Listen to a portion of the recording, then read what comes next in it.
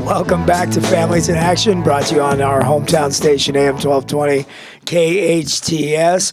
Cary and I play this game. Who's going to bring it in, right? Today's my day. Today's definitely your day, Bob. It's your day.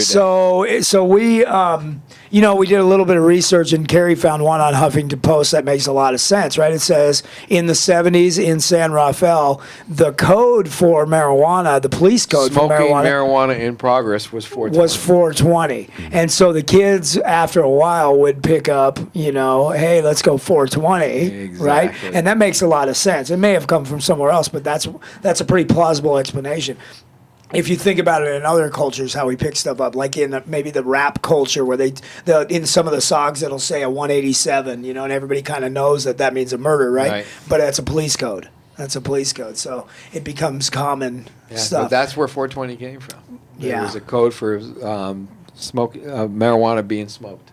Well, and it's real important for the listeners out there and for parents, especially with teenagers today, is that the studies that I've seen is by the time a teenager is in 12th grade, between 40 and 60% of 12th graders in the last month have tried marijuana. Yes. And that's only getting worse because of the availability and the laxed attitudes about it and all that different stuff. And so, keep an eye on your kids, parents, and you'll see, because the culture is so strong, you'll see that if they start to become entrenched in the culture of marijuana, the clothing will change, the music will change, the way they talk will change, the way they look will change. There's a lot of evidence as to them getting sucked into that. And when you have a cultural change inside of a person like that, it is hard to undo that. Very hard to undo that, because their whole life is about pot. Yep. I'm wearing pot leaf shirts and hats, and I'm talking about it all the time. And I'm, here's the difference, is I woke up this morning and I had no idea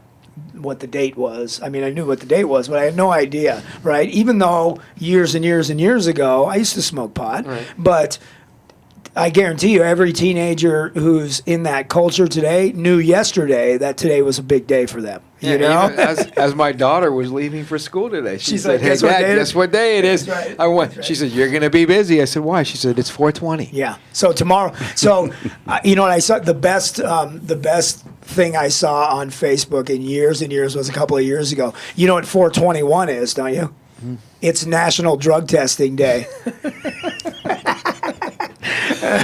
Right? That's awesome. I know it is going to be for us tomorrow. We're going to test everyone at our programs. Right? National Drug Testing Day. Right. So, anyway, it's funny. We talk about marijuana, and in my opinion, certainly not toxicity-wise. I don't mean in terms of the chemical makeup of marijuana. But in my opinion, I think marijuana is probably the most dangerous drug there is. I agree with you. Because it is looked at like it's not even a drug, and it is absolutely the opening door to all the other stuff, Besides the fact, think about this. The average, here's averages, 9 and 12. That's when kids start playing around with alcohol or weed or 9 to 12. 9 to 12. So you got these kids, their brain's not developed to their mid-20s, and they're smoking this high-potency THC these days. Mm-hmm. Very, very scary. Not only, does it distort their reality, it's not allowing their brain to focus the way it's supposed to focus. A brain that's not developed yet. It changes the development of the brain. It changes the development of the brain. So what do you think is going on with their ability to go to school and learn what they're supposed to? Remember, take all that stuff in. There's a lot going on. Emotionally grow. Right. In terms of brain development, it's one of the most, abstract thinking and things like being able to make the right decisions, and placing meaning and value on things. All of that takes place in a part of the brain that is developing most strongly in the teenage years, And if you look at the behavior of people who are smoking pot all the time, a lot of that stuff goes away. You were talking about earlier, lack of motivation, no forward thinking, like I can't tell how my behavior today is going to affect me tomorrow. Poor decision making, no impulse control, all that stuff. And we got kids that they come to us, they don't want to stay sober. Their parents are forcing them to. They're 15 years old. Mm-hmm. They go to our outpatient or our residential, all of a sudden they're clean for a month. And all of a sudden I hear it always, I'm doing better in school. My brain is I'm coming out of a fog. I started dreaming again. Yeah. It takes your dreams away. And it's not about drugs. Right. But I'm hearing this from kids that would never, ever admit that pot was even an issue. That are Right. saying, "Wow, after a month of being away from this drug, I'm actually clearing up. I'm starting to smell things better. I could Right. see things better." Yep. It's just Yep. pretty incredible. So the other one, and in this one, I am talking about toxicity wise. Even though we have an attitude about it, by far the most dangerous drug out there is nicotine. In terms of number of deaths and health problems, nicotine is by far the most deadly drug there is. Warning: the Surgeon General has determined that smoking causes Right. lung That's cancer, right. emphysema. It says it on the pack. Yeah, it's common knowledge today. We know it. It says right? it We right know there. it. And then right after that, the most dangerous in terms of numbers, right, and in terms of toxicity, most dangerous drug there is out there is alcohol. That's it. It's important that we understand that because most of the attitudes about drinking alcohol, and even with our teenagers, I can't tell you how many parents I've run into where their 17, 18, 19-year-old is drinking and they're like, you know what, I drank when I was a teenager too. It just doesn't seem like it's that big of a deal for a lot of folks, but it is a very, very big deal. And so when we come back after this break, we are going to go segue into alcohol in honor of Alcohol Awareness Month. And 420. And because it's, again, for sure, we'll change the face of 420 and talk about alcohol too. This is Families in Action, brought to you on your hometown station, AM 1220, KHTS. Welcome back to Families in Action, brought to you on our hometown station, KHTS. If you are just joining us, we are done talking about 420, and we've segued into Not till tomorrow. Tomorrow's 421. 421. National Test Day, That's right? National Drug Testing Day tomorrow. And we started talking about alcohol, and alcohol, in a lot like marijuana, has sort of in some circles a very lax attitude about it.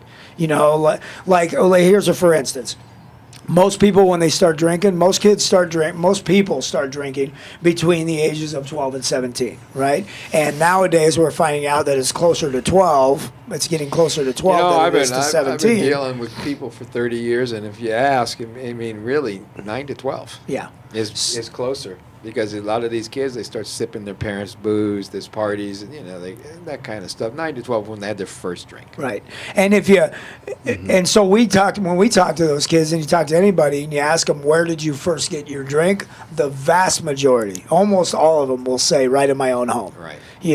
Which is true for almost everyone I know. Maybe not the first time that I intentionally went out to get drunk. I might have done that at a party. But I remember drinking off my dad's beer when I was a kid and off my mom's glasses of wine when I was a kid, and that's where a lot of it starts. And it's almost like, especially with young kids, it's almost like sometimes adults find it kind of humorous.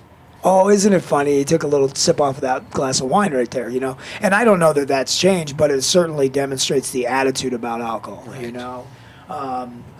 So, Tim, welcome to the studio. Thank you. It's been a year. Yes, it has. It's been a year. Tim is our official Alcohol Awareness Month speaker. Now it's official 2 years in a row, right? Rumor has it he was a speaker somewhere else. That's right. last night, too. That's right. Tim speaks all over the place. So if you need him to come talk to people, give us a holler. So, I could sit here and I could go over all the statistics, like when it starts and where it starts and all that stuff. But I think that our audience is certainly going to benefit from you talking about those things in your own personal life. You're a recovering alcoholic. Yes, I am. Correct. Now, how long you been sober? It's been 1 year and 1 month. Awesome. Congratulations. Hey, Yeah, I'll shake your hand congratulations. on that. That's really cool. A year 1 and a month, Tim's been sober. But, just on the recovery side of it, sometimes how difficult it is to get and stay sober. You've had periods of sobriety before, right? Yes, I have. I started getting sober in 2001, so it's been roughly over 14 years And of right. coming and going with sobriety. And you've had like 4 years at one time Yes. and a couple of years, like a year before, 2 years before, right? That's right. 1 year, 2 year, 18 months. Yeah. within And that certainly period. this is not a show on relapse prevention, although we will probably do that very shortly. It demonstrates how difficult it can be sometimes, because I've been seeing you in rooms of recovery for a long time, and it's certainly not for lack of effort. You put everything into it, and you still can't stay sober sometimes. So, yeah, That's right. yeah. So when did it all start for you, Tim?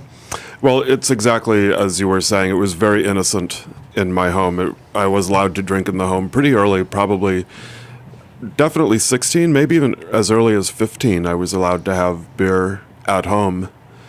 And it was a very, very normal thing for our family. Everybody was having wine or beer. My dad did not drink hard alcohol at home. He rarely drank beer. His father, my grandfather, died of alcoholism, so he was extremely sensitive to it. So it's in the family, right? Which a lot of people have family history of alcoholism, right? That's right, and he set a good example for me. He warned me. He showed me, like even though he had a lot of alcohol because it was given to him as gifts, he did not drink it at home. He just didn't. He had like 2 beers with the football game on Sunday. That's how he was. And There are people like that, Bob. Yeah. It'll skip generations and stuff sometimes That's too. right. Even though it doesn't mean that everybody who has alcoholism in their family history will become an alcoholic or a drug addict, but the percentages and the propensity to do that is much greater. It's much greater. There's like a gene or a switch that turns on with some people if they have a genetic component. So yeah, that being said, I did not follow his example. As soon as I was allowed to have beer, Dad's example, not Grandpa's, right? No, yeah, I was like, great, there's beer. I want more. I always, it was like, if I can have this beer, I want another beer. Right. And I want to make sure that refrigerator is always filled with my beer. And one of the key factors, it certainly is not a definition of alcoholism in and of itself, but one of the key factors of differentiating between alcoholics and non-alcoholics is what happens to them when they have a drink. And what you'll often hear alcoholics say is, I just wanted to have more. Like I got a drink in me, and there was never this like, oh, this is just perfect. I don't need any more. I'm good right here. It's like, man, if this feels good, give me some more. I've always had that experience. I really can't remember not having that, like having the beer brought to me at a restaurant or a bar and thinking, I wonder when that waitress is coming back because I'm going to need another. Right. Keep an eye. Where is she? Is the bartender paying attention? I know I'm going to want another one. And I haven't even touched the one that's in front of me yet. Right. And so you're drinking at 15, 16 years old in the home. That's at right. what point does it go outside of the home? Immediately? Oh yeah, immediately. Yeah, my parents told me, it was okay, drink at home, even have my friends because they all knew each other's parents and so on. And okay, you guys have the beer at home, but don't, go out driving around and doing stupid stuff, which is of course exactly what we did. So like have the beer at home and go do the stupid stuff in the car, driving around in the And park. just don't let mom and dad find out about that Right. other part of it, right? Right. Yeah. And that's a lot of, we hear that happen with adults today as they have that rationale, right, Cary, where they're like, as long as you're doing it at home. But really the message is, Go ahead. I get the message. If you're going to do it at home where you're safe. But when you tell that to a kid that's 14 or 15, Right. It doesn't calculate the way it's supposed to. They go out and they do what they're going to drink what they're going to drink. Well, it sort of translates into go ahead and drink. Exactly. Like, Mm-hmm. yeah. That's like really whatever. what it is. Yeah. And there have been some court cases now and that have set precedent in if you have a house where teenagers are partying at and one of them Yes. leaves and gets in some trouble or kills somebody or something, the adult in that situation can and will be held liable on some level. Well, we have people parents that's been ordered to our Action Parenting Support Programs. They Because got they're arrested kids. Okay. because they had parties and served alcohol to minors, Right. and then they got arrested, had to get lawyers and go to court, and were ordered to treatment. Yeah, there's some been kind of therapy. There have been some big cases where people have lost their houses and stuff over terrible accidents. I that have know. I happened. actually know a Yeah. mom that did. Somebody left the house, got killed, and wow, what Big deal. What a tragedy. Very big deal. Hey, we got to take a break. This is Families in Action on our hometown station, AM 1220 KHTS.